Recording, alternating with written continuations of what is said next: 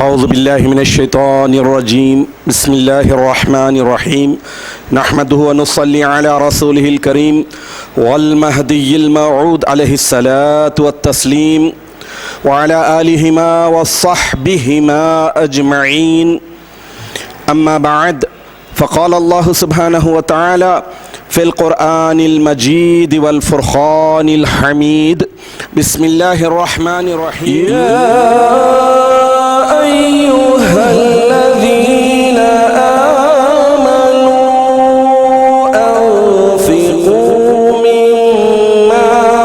رزقناكم من قبل أن يأتي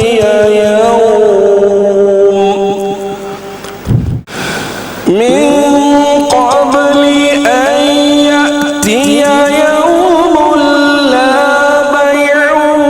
فيه ولا خلة ولا شفاعة والكافرون هم الظالمون.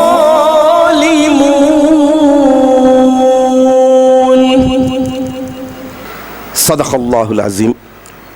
سورہ بقرہ آیت نمبر 254. تلاوت کردہ آیت قرآنی کے معنی تبین القرآن سے سنانے کی سعادت حاصل کر رہا ہوں. اللہ تبارک و تعالیٰ کا ارشاد مبارک ہے کہ اے ایمان والو، جو مال ہم نے تمہیں بخشا ہے اس میں سے اللہ کی راہ میں خرچ کرو اس دن کے آ جانے سے پہلے جس میں نہ تو خرید و فروخت ہوگی، نہ دوستی کام میں آئے گی اور نہ کسی کی سفارش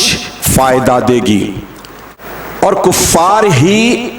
اصل میں اپنے اوپر ظلم ڈھانے والے ہیں. سامعین محترم، رمضان المبارک کا یہ مقدس مہینہ عبادتوں کا مہینہ ہے. اللہ تبارک و تعالیٰ مومن بندوں کو عبادتوں کی توفیق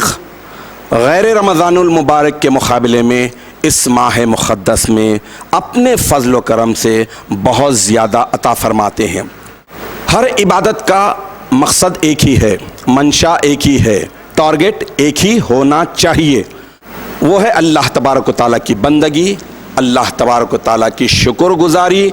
اللہ کا تقرب اور کلوزنس حاصل کیا جائے. عبادتوں کا بنیادی مقصد اللہ تعالیٰ کی خوشنودی. یہ بات ذہن نشین رہے کہ یقیناً اللہ تبارک و تعالیٰ عبادتوں کا محتاج نہیں ہے. ہاں، عبادت کے لائق ایک ہی ذات ہے، وہ ہے اللہ تبارک و تعالیٰ. بندہ محتاج ہے اللہ کی عبادت کا، کیونکہ اس کی پیدائش ہی، اس کی تخلیق ہی اللہ تبارک و تعالیٰ نے اپنی معرفت، اپنی عبادت اور بندگی کے لیے کی ہے. اگر کوئی انسان اللہ تبارک و تعالیٰ کی عبادت نہیں کر رہا ہے تو سمجھنا چاہیے کہ وہ اللہ کی شکر گزاری سے لاپرواہ ہے، اللہ کی بندگی کا حق ادا نہیں کر رہا ہے، تقرب کا وہ طلبگار نہیں بننا چاہتا، اسے خوشنودی نہیں چاہیے، بس لاپرواہی میں وہ دن اور رات گزار رہا ہے. اللہ تبارک و تعالیٰ نے ساری عبادتوں کو صرف اپنی محبت، اپنی خوشنودی، اپنی عبادت، شکر گزاری اور بندگی کے لیے ہی بندوں پر، بندوں کے فائدے کے لیے لاگو کیا ہے، فرض کیا ہے. اب مالی عبادت، یہ بھی بہت بڑی عبادت ہے. مال و دولت جو اللہ نے دیا ہے اسے اللہ کی راہ میں خرچ کرنا، عبادت کے طور پر، اللہ کی شکر گزاری کے طور پر، بندگی کے حساب میں، اللہ کی خوشنودی کی طلب میں، تو پھر سمجھ لیجئے کہ یہ عبادت بھی انسان کے لیے دنیا اور آخرت ہر دو جگہ فائدہ پہنچانے والی ہے. دنیا کی اگر تاریخ اٹھا کر دیکھیں، انسانوں کی نافرمانی کی سب سے بڑی وجہ اگر کوئی ہے تو وہ ہے مال و دولت کی محبت، دنیا اور متاع دنیا کی محبت. اور ویسے ہی اگر دنیا کی یہ بھی تاریخ اٹھا کر دیکھ لیں کہ جن جن لوگوں نے اللہ کا قرب پایا، اللہ کی ذات کو حاصل کرنے کے لیے اپنی مال و دولت کو لٹایا، شکر گزاری کے طور پر اپنی ساری جمع پونجی کو اللہ کی راہ میں خرچ کر دیا، تو اللہ تبارک و تعالیٰ نے اپنی ذات کے دیدار سے انہیں سرفراز کر دیا. ایسے ہی لوگ اطاعت و فرما برداری میں اپنا خاص مقام رکھتے ہیں۔ یہ رمضان المبارک کا مقدس مہینہ مواسات یعنی آپسی ہمدردی، آپسی غم خواری، مواسات یعنی برادرہڈ، ہیلپنگ، اس کی زبردست تربیت اور تعلیم دیتا ہے رمضان المبارک کا مقدس مہینہ۔ عزیزان محترم، حضور اکرم نبی مکرم صلی اللہ تعالی علیہ وسلم ارشاد فرمائے کہ بنی الاسلام علی خمسین، اسلام کی عمارت، اسلام کا اسٹرکچر 5 پلر پر، 5 پلر پر، 5 ستون پر ٹکا ہوا ہے۔ تو مطلب یہ ہے کہ یہ 5 ستون ہی اسلام کی عمارت کے بنیاد ہیں۔ اس میں سے کوئی ایک بھی ویک ہوگا، کمزور ہوگا، تو اس کے اسلام کی عمارت کمزور ہو جائے گی۔ اور مالی عبادت اسلام کا تیسرا امپورٹنٹ پلر ہے اور تیسرا اہم ترین رکن ہے۔ اسلام کے ان 5 ارکان پر ایمان تو لازماً ہر ایک کو رکھنا ہے، اور جو مومن بندہ 5 میں سے جن کے لیے کوالیفائی ہوگا، اہل ہوگا، اسی پر اسے عمل کرنا ہوگا۔ لہذا مالی عبادت اسلام کی عمارت کا تیسرا بڑا ستون ہے، اور مال و دولت بہت بڑا فتنہ ہے۔ فتنہ یعنی آزمائش، ایگزامنگ کا ذریعہ۔ اسی لیے اللہ تبارک و تعالیٰ ایک اور جگہ ارشاد فرمائے کہ انما اموالکم واولادکم فتنہ، یعنی تمہارے مال اور تمہاری اولاد تمہارے لیے بے شک فتنہ ہے، آزمائش کا ذریعہ ہے۔ خاتم النبیین حضور اکرم نبی مکرم صلی اللہ تعالی علیہ وسلم کی ایک حدیث شریف ہے، حضرت کعب بن عیاض رضی اللہ تعالی عنہ سے مروی ہے، ارشاد فرماتے ہیں کہ اِنَّ لِكُلِّ أُمَّةٍ فِتْنَةً، ہر ایک امت کے لیے، ہر ایک قوم کے لیے ایک فتنہ رہا ہے، ایک فتنہ تھا، ایک فتنہ ہے۔ فتنۃ امتی، میری امت کے لیے جو فتنہ ہے، جو آزمائش کا ذریعہ ہے، جس سے ایگزامنگ کی جائے گی میری امت کی، وہ کیا ہے؟ المال، مال و دولت۔ انسانوں کے لیے مال و دولت ہر صورت میں آزمائش کا ذریعہ ہے، مال کا دیا جانا بھی، مال کا نہیں دیا جانا بھی، اور مال دے کر چھین لیا جانا بھی، یہ ساری شکلیں انسان کے لیے آزمائش کا ذریعہ بنتی ہے کہ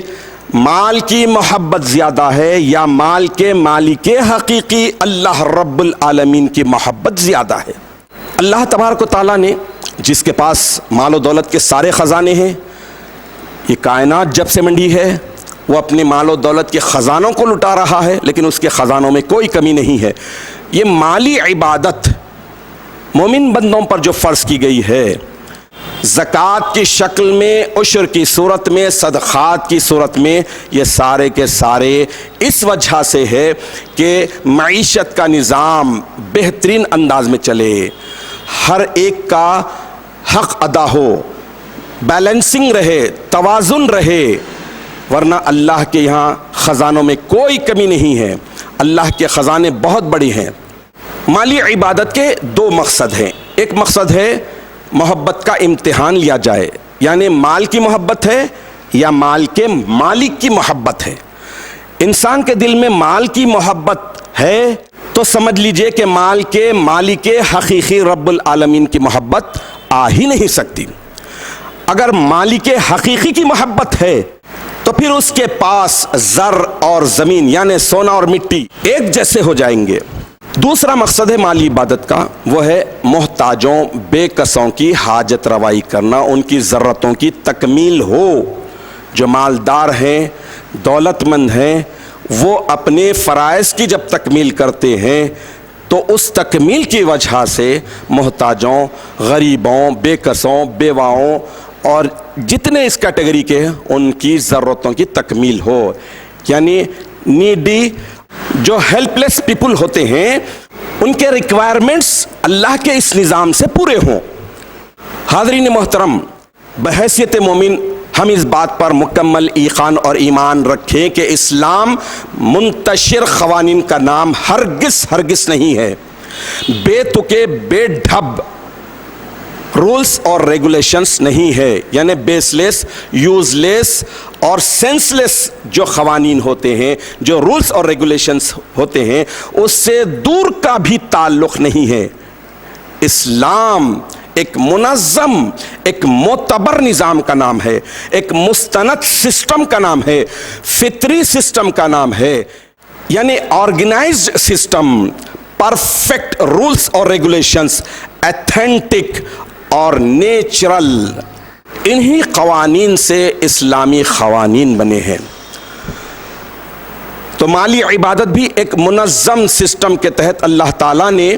مومن بندوں پر لاگو کیا ہے، کیونکہ دو جہاں کا فائدہ ہے مالی عبادت میں، دنیا اور آخرت کا۔ چنانچہ سورہ بقرہ کی آیت نمبر 254 کی جو تلاوت کا شرف حاصل کیا گیا، اس آیت مبارکہ میں اللہ تعالیٰ مالی عبادت کا مومنوں پر بوجھ ڈالتے ہوئے 4 باتوں کا ذکر فرما رہے ہیں۔ سب سے پہلے یہ کہ یہ دنیا عارضی، دنیا کا مال دولت، یہاں کی ساری چیزیں عارضی ہے، اس لیے سب سے پہلی جو بنیادی بات ذہن میں بٹھائی جا رہی ہے وہ ہے آخرت کا یقین۔ یعنی اللہ تعالیٰ ارشاد فرما رہے ہیں کہ جو مال و دولت تمہیں دی گئی ہے اللہ کی راہ میں خرچ کرو، اس دن کے آنے سے پہلے تو وہ آخرت کا یقین دلایا جا رہا ہے، اس دن، آخرت کا دن، اس کا یقین دلایا ہے۔ دوسری بات ہے لا بیع فیہ، اس دن کوئی ڈیلنگ نہیں ہوگی، کوئی خرید و فروخت نہیں ہوگی، کوئی بزنس نہیں چلے گا کہ چلو گیو اینڈ ٹیک کی پالیسی کر لیتے ہیں، کچھ لے دے کے معاملہ حل کرتے ہیں، نہیں، اس دن کوئی خرید و فروخت نہیں ہوگی۔ تیسرا ہے دنیا میں فرینڈشپ، دوستانہ، اس میں بہت سارے سیٹلمنٹ ہو سکتے ہیں، لیکن اللہ تعالیٰ فرما رہے ہیں کہ ولا خلتن، اس دن کوئی دوستی، کوئی فرینڈشپ، کوئی یارانہ کچھ بھی کام نہیں آئے گا۔ اس آیت مبارکہ میں اللہ تبارک و تعالیٰ مخاطب ہوئے ہیں ایمان والوں سے، اور آخر میں فرما رہے ہیں کہ والکافرون هم الظالمون۔ تو اب اس حساب سے معلوم یہ ہوتا ہے کہ اگر مالی عبادت کا حق اللہ تعالیٰ کی رضامندی اور شکر گزاری کے طور پر نہ کریں اور آیت میں بیان کردہ ساری چاروں چیزوں کو پیش نظر نہ رکھیں تو وہی لوگ کافر ہیں، یعنی چھپانے والے، حق کو چھپانے والے، حقیقت کو دبانے والے، اور کافر ظالم ہوتے ہیں۔ لہٰذا ایمان کے خلاف عمل ہو تو کافر ہو جائیں گے۔ ایک ہی آیت شریفہ میں اللہ تبارک و تعالیٰ نے بہت خاص بات بتا دی، مومنوں سے مخاطب ہوا، اور اگر ایمان کے خلاف جائیں گے، ایمان کے خلاف عمل کریں گے تو پھر ایمان باقی نہیں رہے گا اور کافر ہو جائیں گے۔ مالی عبادت میں سب سے بڑی رکاوٹ جو بنتی ہے وہ یہ کہ ایک مومن بندہ یہ سوچتا ہے کہ اگر میں یہ مال اتنا ہی خرچ کروں اور باقیہ مال روٹیشن میں لاؤں اور بزنس تجارت وغیرہ میں لگاؤں تو میرا مال بڑھے گا۔ لیکن ایک حدیث شریف آپ کے سامنے رکھنے کی سعادت حاصل کروں گا۔ حضور خاتم النبیین صلی اللہ تعالی علیہ وسلم قسمیہ طور پر ارشاد فرما رہے ہیں کہ خدا کی قسم جس کے ہاتھ میں محمد کی جان ہے، جو شخص اللہ کی راہ میں مال خرچ کرے گا اس کا مال کم نہیں ہوگا۔ سبحان اللہ۔ لیکن سورہ بقرہ کی آیت نمبر 268 میں اللہ تبارک و تعالی مال کی محبت میں گرفتار ہونے کی بڑی وجہ کا ذکر فرما رہا ہے۔ الشیطان یعدکم الفقر ویأمرکم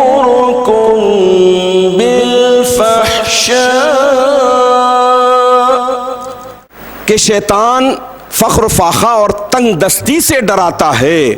اور برائی کا حکم دیتا ہے۔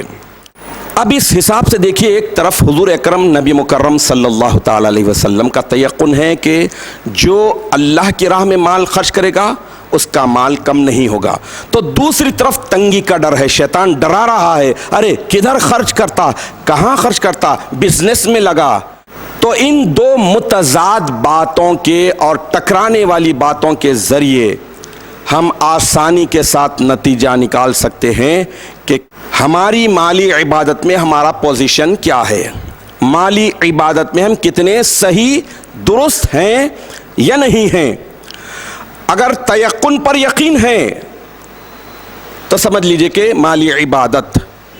اللہ کی خوشنودی کے لیے، اللہ کی شکر گزاری کے لیے ضرور کریں گے۔ اگر ڈر ہے تنگی کا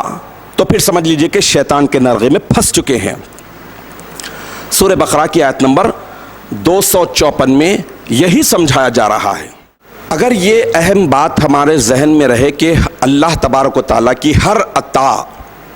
اللہ کی راہ میں خرچ کرنے کے لیے، اللہ نے جو بھی عطا کیا ہے، جو بھی ہمیں دیا ہے، وہ اللہ ہی کی راہ میں خرچ کرنے کے لیے دیا ہے۔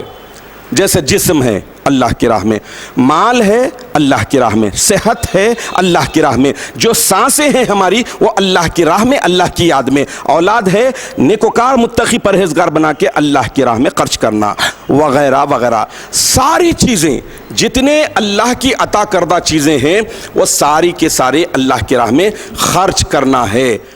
اگر ہم خرچ نہیں کرتے ہیں، حق ادا نہیں کرتے ہیں اپنے جسم کا، اپنے مال کا، اپنی صحت کا، اپنی سانسوں کا، اپنی اولاد کا اور دیگر ساری چیزوں کا، تو پھر سمجھ لیجئے کہ یہ ہم اپنے آپ پر ظلم کر رہے ہیں، زیادتی کر رہے ہیں اور نافرمانی میں گرفتار ہیں۔ اب اگر ایسی صورت میں ہم جب قیامت میں جائیں گے، یہ مال و دولت جو یہیں کا ہے اور یہیں رہ جائے گا، جب ہم قیامت میں جائیں گے وہاں پر نہ خرید و فروخت ہے، نہ وہاں پر کوئی دوستی یاری کام آنے والی ہے، اور نہ وہاں پر کوئی کسی کی سفارش ریکمنڈ کچھ بھی کام آنے والی نہیں ہے، تو پھر ایسی صورت میں کیا حال ہوگا؟ شاعر اسی لیے بہت خوبصورت انداز میں کہتا ہے، شیخ آئے جو محشر میں تو اعمال ندارت، شیخ آئے جو محشر میں تو اعمال ندارت، جس مال کے تاجر تھے وہی مال ندارت، جس مال کے تاجر تھے وہی مال نہیں ہے۔ اسی لیے تو حضور اکرم صلی اللہ تعالی علیہ وسلم نے ارشاد فرمایا کہ ہر امت کے لیے ایک فتنہ ہے، اور میری امت کے لیے جو فتنہ ہے وہ مال ہے۔ مال خرچ کرنے کی فضیلت کے تعلق سے صحیح بخاری اور صحیح مسلم میں سیدنا ابو ہریرہ رضی اللہ تعالیٰ عنہ سے مروی حدیث شریف آئی ہے، وہ آپ کے سامنے رکھنے کی سعادت حاصل کروں گا۔ حضور اکرم نبی مکرم صلی اللہ تعالیٰ علیہ وسلم فرماتے ہیں کہ اللہ تبارک و تعالیٰ ارشاد فرماتا ہے کہ تو میری راہ میں مال خرچ کر، میں تجھے اور دوں گا، اور فرمایا کہ اللہ کے ہاتھ بھرے ہوئے ہیں، رات دن خرچ کرنے سے بھی خالی نہیں ہوتے۔ پھر ارشاد فرمایا کیا تم نہیں دیکھتے جب سے آسمان اور زمین کی پیدائش ہوئی اس وقت سے کتنا اس نے یعنی اللہ تبارک و تعالیٰ نے لوگوں کو دیا ہے، لیکن اس کے خزانوں میں کوئی کمی نہیں آئی، اور اس وقت اس کا عرش پانی پر تھا، اور اسی کے ہاتھ میں میزان یعنی ترازو ہے جو پست اور بلند ہوتا ہے، ایک پلڑا پست اور ایک پلڑا بلند ہوتا ہے۔ بہرحال مالی عبادت بہت بڑی عبادت ہے۔ رمضان المبارک کے مقدس موقع پر اللہ تبارک و تعالیٰ نے مالی عبادت میں بندوں کو بہت زیادہ توفیق دیتے ہیں، یہ بھی اس کا بہت بڑا احسان ہے، فضل ہے، کرم ہے۔ مالدار تو مالدار، غریب بھی اپنی حیثیت سے رمضان المبارک کی برکتوں کو اور عبادتوں کے بڑھے چڑھے ثواب کو حاصل کرنے کے لیے اپنی حیثیت سے برابر مالی عبادت کرتا ہے، اور کرنا بھی چاہیے، ہر ایک کو کرنا چاہیے۔ مالی عبادت سب پر ہے، کاسب پر، فقیر پر، مرشد پر، مرید پر، امیر پر، غریب پر، مرد پر، عورت پر، آزاد پر، غلام پر، لیکن ہر ایک کے لیے کنڈیشنز ہے۔ مالی عبادت یعنی مال کو اللہ کی راہ میں اللہ کی خوشنودی کے لیے لٹانا کتنی بڑی عبادت ہے، کتنی بڑی بندگی ہے۔ اگر ہمیں یہ سیکھنا ہے تو دور نبوت اور دور ولایت کے ازلی اولین مومنین سے بہت سے واقعات ملیں گے، لیکن میں دور نبوت سے ایک واقعہ اور دور ولایت سے دوسرا واقعہ آپ کے سامنے رکھوں گا، تو اندازہ ہوگا کہ مال و دولت بھی اللہ تعالیٰ کی شکر گزاری، اللہ تعالیٰ کی خوشنودی بندگی کے لیے اختیار کرنے میں بھی کتنے پرجوش ہوتے تھے، ایک دوسرے پر سبقت لے جانے کی کوشش کرتے تھے۔ ہر ایک کی کوشش یہ ہوتی تھی کہ مالی عبادت میں بھی میں فلاں سے آگے نکل جاؤں۔ چنانچہ ایک مشہور واقعہ آپ کے سامنے رکھ رہا ہوں جو جامع ترمذی میں حدیث نمبر 4038 میں آئی ہے، اور سنن ابی داؤد حدیث نمبر 1680 اور المستدرک حدیث نمبر 1457 میں آئی ہے۔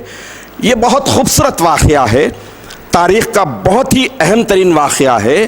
شیخین کریمین یعنی سیدنا ابو بکر صدیق اکبر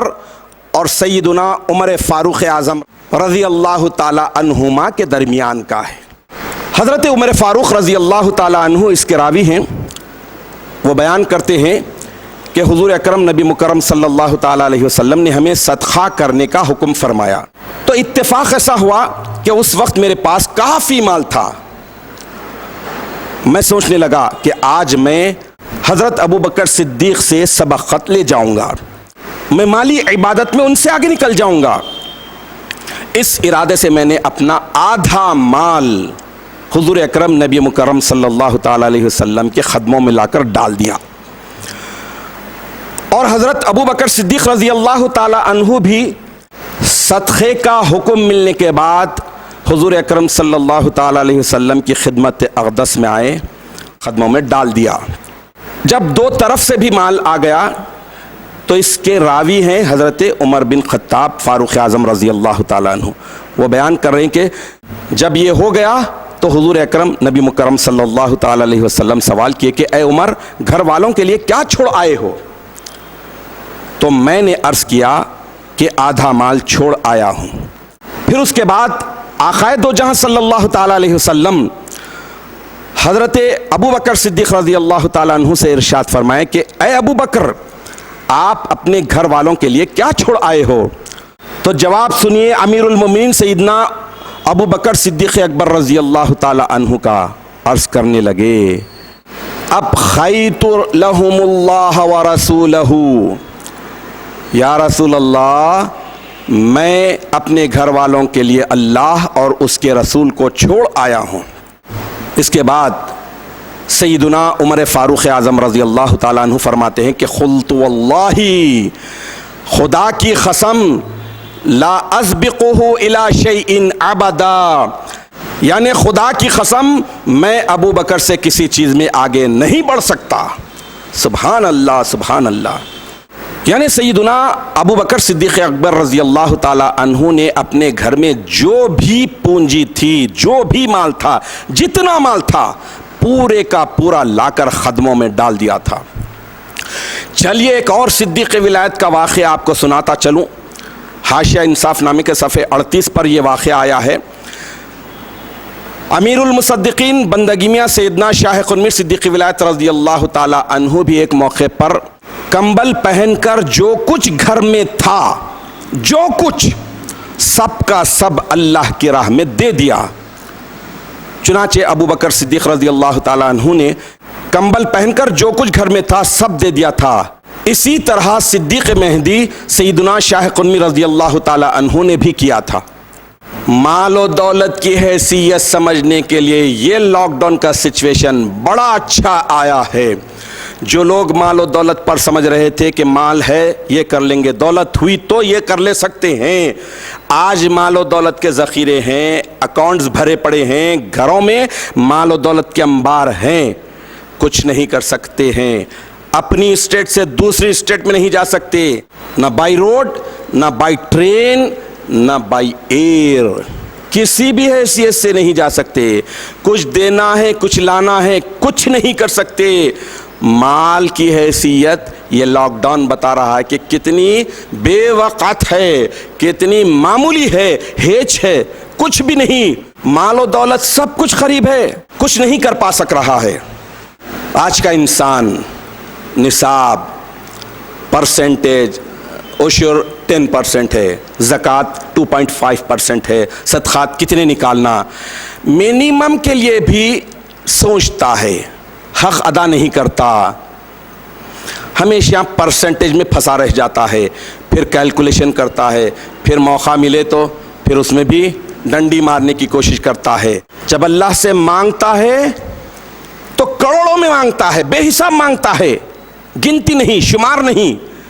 لیکن جب اللہ ہی کے راہ میں خرچ کرنے کی بات آتی ہے، اللہ ہی دیا مال، اسی مال کو اللہ کی راہ میں پرسنٹیج 10%، 2.5%، بہت ہی تھوڑی مقدار میں جب خرچ کرنے کی بات آ رہی ہے تو حساب کتاب کرے گا، کیلکولیٹ کرے گا، سوچے گا اتنا دوں نہ دوں، کیا کروں، پریشان ہو جاتا ہے۔ واہ رے انسان واہ، جب مانگنے کی بات آتی ہے تو بے حساب، اور حساب سے دینے کی بات آتی ہے تو پھر بے حس ہو جاتا ہے۔ چنانچہ تلاوت کردہ آیت شریفہ میں اللہ تبارک و تعالی مومنوں کو مخاطب ہوتے ہوئے ارشاد فرما رہے ہیں کہ اللہ کی راہ میں تمہیں جو کچھ ملا ہے، جو کچھ ہم نے عطا کیا ہے، اسے خرچ کرو اس دن کے آنے سے پہلے، جس دن کوئی تجارت نہیں، کوئی دوستی نہیں، کوئی سفارش نہیں۔ تو اس اعتبار سے یہ رمضان المبارک کا مقدس مہینہ کس کے حق میں بہتر ہے، کون بہترین بنا رہا ہے، وہ خود جان سکتا ہے، وہ خود حساب کر سکتا ہے، وہ خود اپنے آپ کا اندازہ کر لے سکتا ہے کہ ماہ مقدس میں میں مالی عبادت بہتر انداز میں کر رہا ہوں یا بہترین کر رہا ہوں، یا پھر یہ کہ بدتر کر رہا ہوں یا بدترین کر رہا ہوں، یہ وہ خود اندازہ لگا لے سکتا ہے۔ اور یہ تو قاعدہ کلیہ ہے، یہ دستور ہے، یہ فارمولہ ہے، یہاں کی ہر چیز یہیں پر رہ جائے گی، یہاں کا مال و دولت بھی یہیں پر رہ جائے گا، لیکن اس کا حساب اور کتاب آخرت میں ضرور دینا پڑے گا۔ حساب کو آسان بنائیں،